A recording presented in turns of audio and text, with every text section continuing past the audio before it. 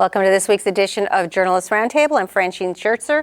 Our guests today are Borys Krawczeniuk, reporter with WVIA News, Justin Sweitzer, managing editor with City and State PA, and Kate Huangpu, government reporter for Spotlight PA. Thank you all for joining us. The governor's budget address took place last week. Justin, you just wrote about the Independent Fiscal Office's updated report. Their projections include stating that the rainy day fund could be gone by 2027. How do you see these projections influencing what happens with the budget? Yeah, so this is something that definitely hovered over the governor's speech. The regular and annual tradition of budget speeches, Republicans and the different caucuses had, response press conferences afterwards. And if you listen to Senate Republicans who hold the majority in the state Senate, they were very concerned about some of these fiscal projections and the potential fiscal plight that this could put on the state moving forward, potentially forcing tax hikes on Pennsylvanians to pay for this hole. But essentially what the IFO is projecting is that, at its worst, the state could see a $6 billion budget deficit by the 25-26 fiscal year, which could grow to $7.6 billion in 27-28. And, for those who aren't super into the weeds on this, what this essentially means is that, the state is spending more than it's bringing in revenue. So that those numbers are, essentially this gap, this shortfall that, state officials will need to grapple with. In part, that's factored into Shapiro's executive budget proposal, which will now be reviewed by lawmakers over the coming, weeks and months. He included several revenue-generating mechanisms in his pitch to lawmakers, including legalized cannabis, a tax on skill gaming machines, and some changes to corporate tax laws that could bring in some additional revenue. So, I think regardless of what side of the aisle you're on, who you're associated with in Harrisburg, I think the budget deficit's going to be something to watch over the coming years. How influential are these IFO numbers as negotiations are taking place over the next several months? Kate? Yeah, they're pretty key. I think they're foundational to Senate Republicans' arguments, which is basically saying we're spending more than we're taking in. And I think something that Justin mentioned, the corporate net income tax, even though Shapiro is proposing a few changes to broaden the base of who qualifies, like broadening who can get taxed, overall that tax number is still going down. So it's going down more quickly than he's trying to get it to go down more quickly than before. So the fundamental issue remains that, we're trying to spend more than we're taking in.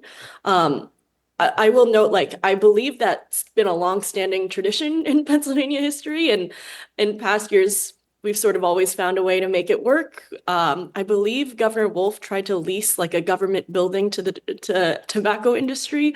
So there have been ways where folks sort of make up those funds, but I think it's a very big sort of hammer to wield for Senate Republicans, saying that there's potentially this multi-billion-dollar gap that is incoming. So let's find things to cut. Borys, what kind of reaction have you heard to the governor's proposals?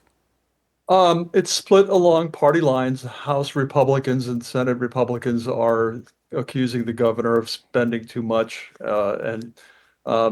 Clearly, if you don't raise taxes or find some new revenues, like the tax on legalized marijuana, and you tax it, and you legalize skill games and you tax them, there's going to be major problems. And this has basically become an annual back and forth between Republicans and Democrats. We've gone, multiple years now, probably most of the last decade, where a Democrat proposes some kind of major increase in revenues and Republicans have rebuffed it. But now we're at the point where we really need to do something, either cut spending or significantly increase revenues in some way. And there's quite a bit of opposition among rural Republicans to legalizing cannabis.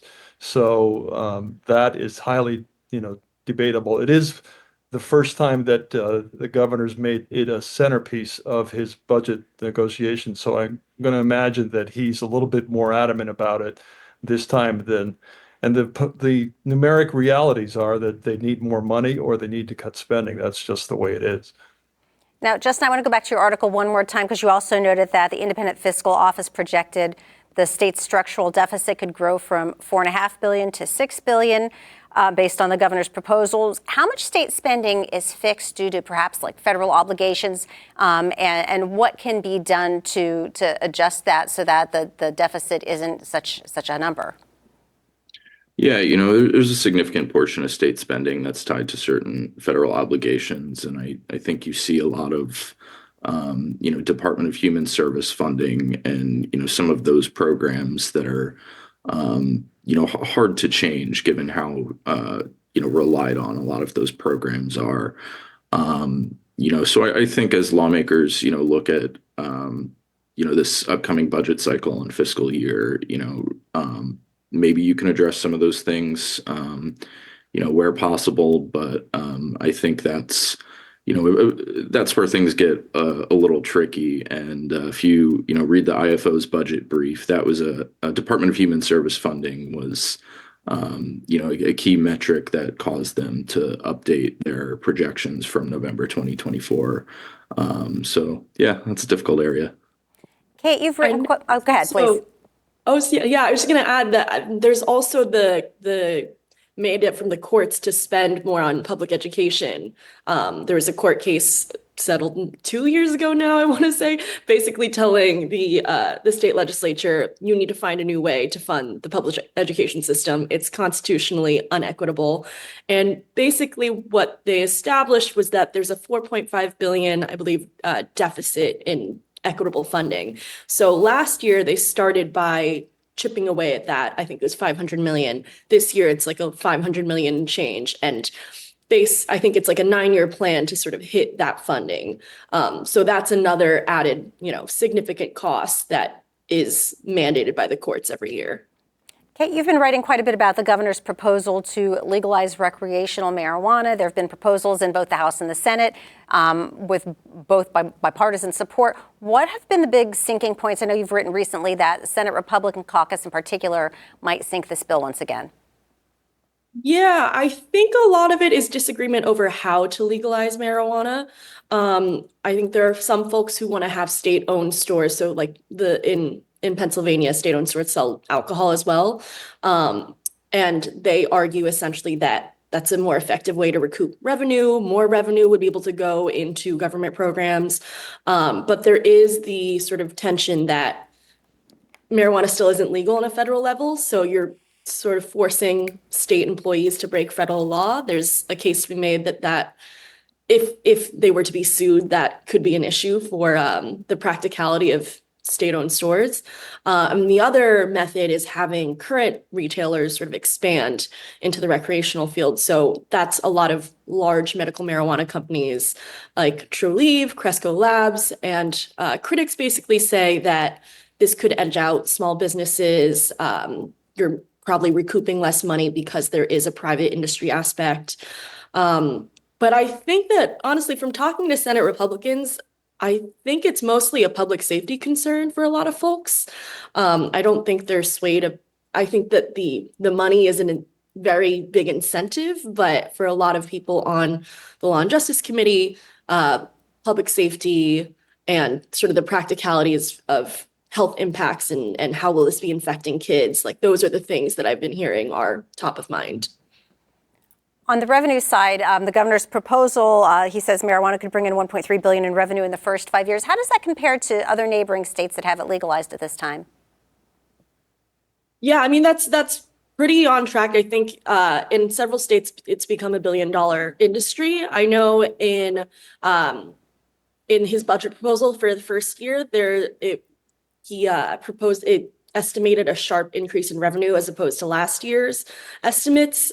He attributes this largely to licensing fees. Like this year, it's 536 million. Last year, I believe it was somewhere around 25 million. So that 500 million difference was licensing fees. So the governor has sort of included more details about how he thinks marijuana legalization will play out in the states. He said that, or representatives from his camp have said that he'd want the Department of Agriculture to sort of manage licensing and legalization. But as far as revenue goes, yeah, it's potentially a billion-dollar industry. Another one of the revenues that the governor's proposing is regulating and taxing skills games. Boris, for those that aren't familiar, can you briefly explain the difference between skills games and the games that you might play at a casino, for example? They're basically the kind of things that you find in bars, and they supposedly don't involve luck. So that's really the difference. The interesting thing here is that there's an estimated 70,000 skill and video game terminals out there, and he's proposing only to allow 40,000. And that is going to lead to a lot of gnashing of teeth over who gets to do that, and there'll be a lot of competition for those chances to do that.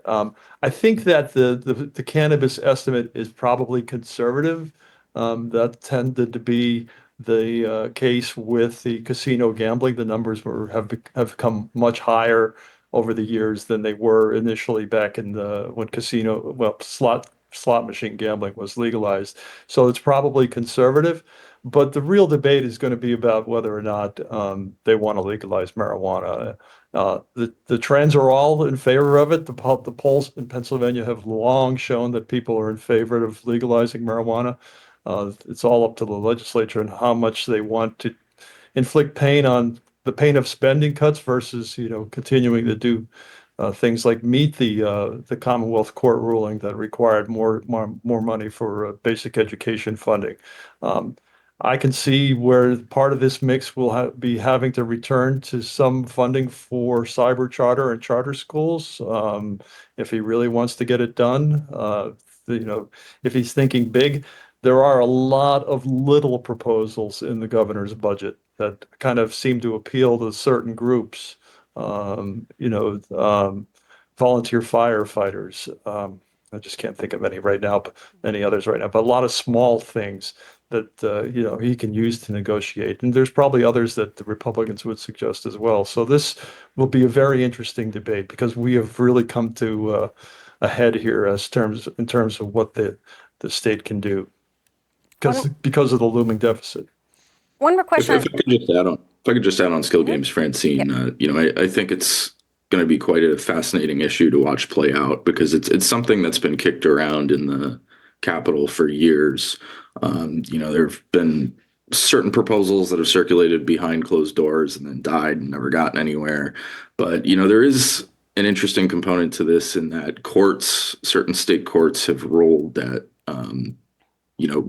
because these machines fall outside of the state's gaming laws because they involve, an element of skill as opposed to, chance like a slot machine. The state's currently not, recouping this tax revenue that they get from existing machines, things like video gaming terminals, slots, that type of thing. It's going to be really interesting to see how it plays out because, it could result in about between $300 and $400 million in revenue in the first year under the governor's proposal. And, there has been some bipartisan appetite, at least that's, what Senate Republicans have indicated, both Senate Majority Leader Joe Pittman and Senate President Pro Tempore Kim Ward have expressed at least a willingness to explore this issue. So, I'm very curious to see, if legal marijuana doesn't get across the finish line this year, if this skill games issue, is the revenue generating option that is ultimately agreed to. One more question on skills games. So Senator Jean Yaw was seeking a 16% tax on skills games, whereas the governor's proposals call for a tax closer to the 54% that casinos pay. Does anyone have an indication of where this number might lie and where this issue is legislatively right now?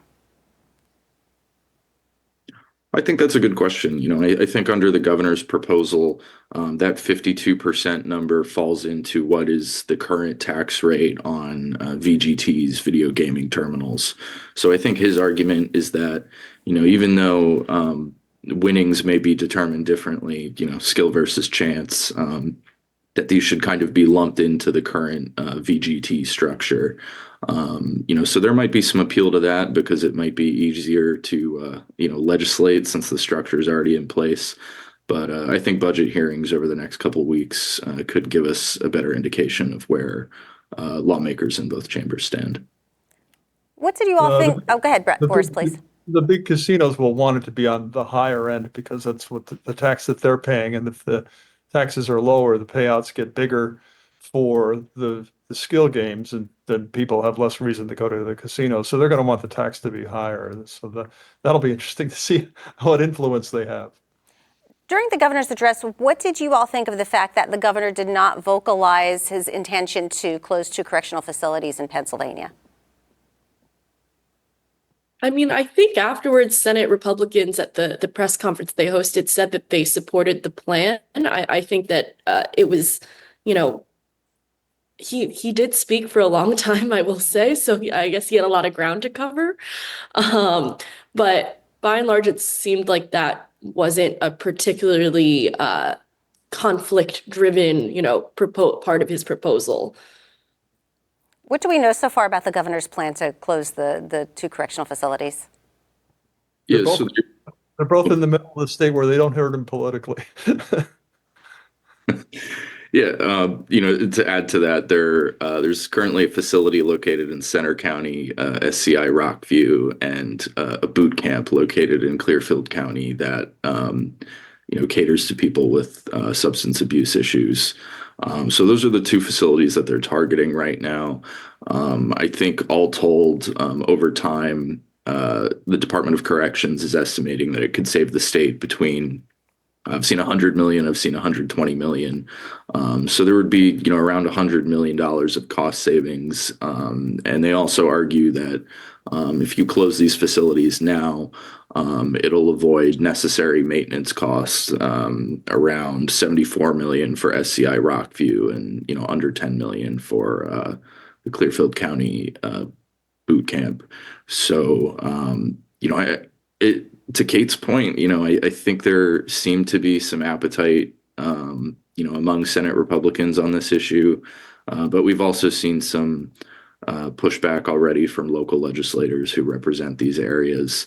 I think that's pretty common with what we've seen historically when the administration moves to close state prisons. These are big, kind of economic drivers for these local communities. They provide a lot of jobs, and the Department of Corrections has said, they will work to make sure all these affected employees will have guaranteed job offers. So, we'll see how this process plays out in the coming months. There's going to be a review period. And there's going to be some pushback. We've already seen, the State Correction Officers Union as well, vocally oppose this idea.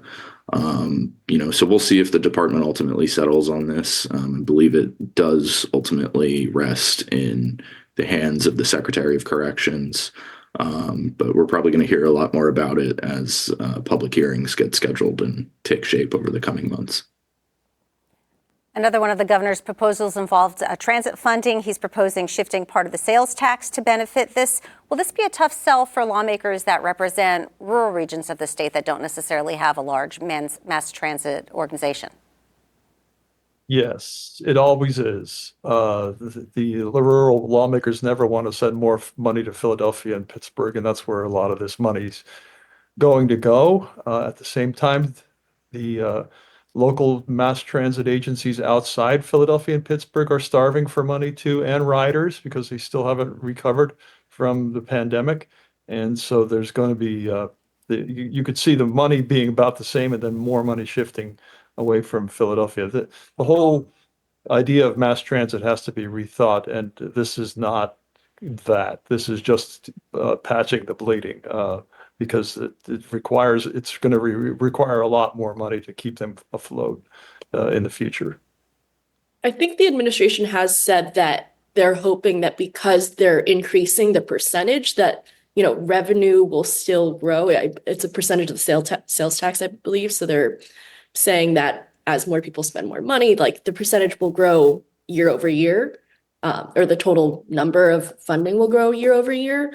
But I know that last session, Senate Republicans linked public transit to skills games. So that was sort of a deal that never ended up happening, but it'll be interesting to see if they do the same thing this year, if legalizing skills games will be tied to any funding for public transit. I think they've also mentioned funding for like highway repairs and sort of trying to put all of those in one package as well. The State House is tied in a partisan sense due to the unexpected death of Representative Matt Gergely. Kate, you wrote about this a little bit. Do you anticipate that the House, particularly House Democrats, will be willing to put up difficult votes in the interim until that special election occurs in late March? I think that probably not. You know, they felt this. They did this a lot last session as well, because again, they have that one-person majority. So I believe last session, one time they declared that the House was in repairs until they regained that majority. And when I asked the spokesperson for the majority leader, Matt Bradford, she didn't really commit to whether or not they'd be calling votes. They have voted subsequently, but not on any particularly difficult or controversial topics. So I think it's likely that they will wait until, I think it's March 26th or sometime in mid to late March when the seat is filled. The problem is that they pass a lot of partisan legislation that gets 102, 101 votes and not legislation. So they passed a lot of those kinds of bills in the last session and they went nowhere. And that's not what people send legislators to Harrisburg to govern with until, you know, the interesting thing about Shapiro is that and because the legislature is divided, is he's constantly reaching and especially in this speech, constantly talked about working together and doing things together and doing, you know, getting together. I mean, I should have done a search on the word together in the speech before the appearance today to see. But, you know, you don't have that same attitude among the legislators in both chambers. It's mostly the Senate passes Republican bills and the House passes Democratic bills, and never the twain shall meet. What did the governor accomplish, perhaps politically, in his budget address last week? I think I saw a really good take from Charlie Thompson, was basically saying that the budget address is a day to be partisan, and then budget negotiations are where you compromise. And I think that kind of to some extent encapsulated what the address was. I think Governor Shapiro did sort of offer up some potential areas for agreement, more quickly lowering the corporate net income tax is one of those, for example. Video games terminals tax is one.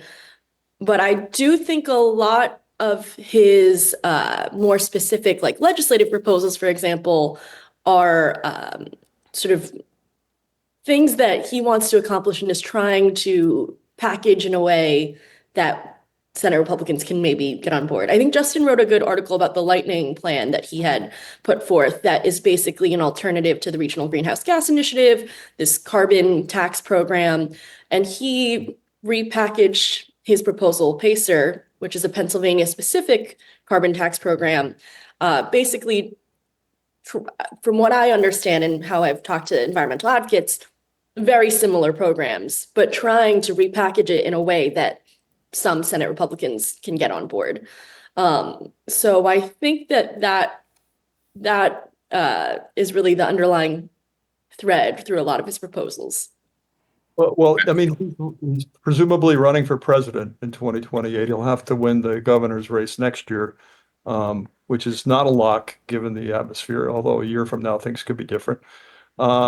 So there's a lot. He has consistently been reaching across the aisle, and you know his favorite phrase is getting stuff done, and not always in the most polite, you know, verbiage.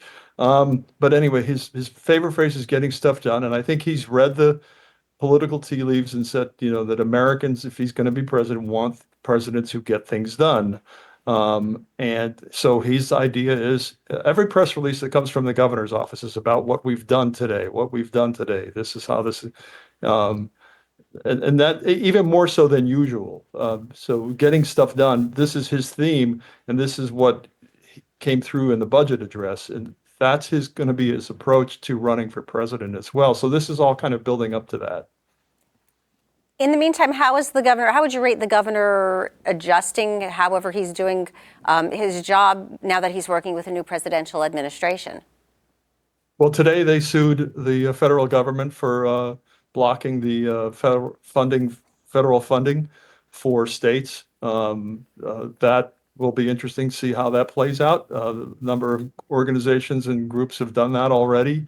Obviously, he is, that's beyond the fact that he's doing it because Pennsylvania needs the federal money, for various programs. That also positions him as an opponent to whoever the next Republican nominee for president is, if he's the Democratic nominee, things like that. They matter. Obviously, the money is, I think foremost in his mind right now is that Pennsylvania needs the federal money, but it doesn't hurt that down the line he could use this, as I fought Donald Trump and won, or whatever, however it turns out. We tried, Budget hearing. I'll just add that's something he's done before, and he did a lot as Attorney General. He framed himself as this backstop against Trump and someone who took on Trump at every turn. So yeah, I agree with Boris. If it gets to that point in 2028, I think we could see that being used on the trail.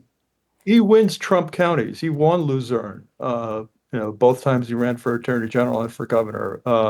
Luzerne County is the one that everybody talks about, as the converted Democratic county. But Josh Shapiro wins those, and this is all, part of the master plan. He's a smart guy when it comes to politics, but he's also interested in governing correctly. That comes through pretty apparently. Our guests have been Borys Krawczeniuk, reporter for WVIA News, Justin Sweitzer, managing editor with City and State Pennsylvania, and Kate Huangpu, government reporter for Spotlight PA. Thank you all for joining us. Thanks. Thank you. I'm Francine Schertzer. Thank you for watching.